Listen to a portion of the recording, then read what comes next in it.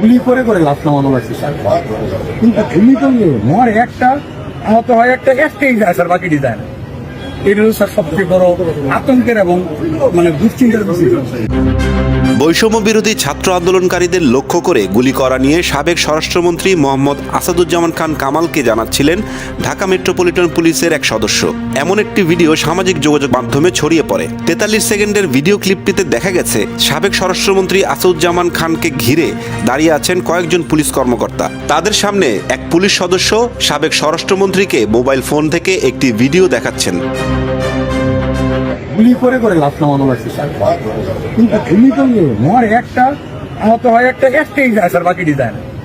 এটা স্যার সবচেয়ে বড় আতঙ্কের এবং দুশ্চিন্তার বিষয়। নামাইছে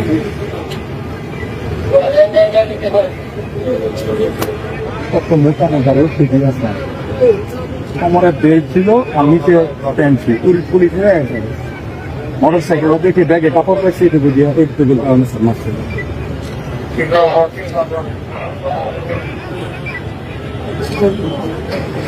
এই মোটটা যখন 16 তারিখ করার সময় আছে, প্রথমে দুনিয়া বলে যেতে সুস্থ হয়েছিল 16 তারিখে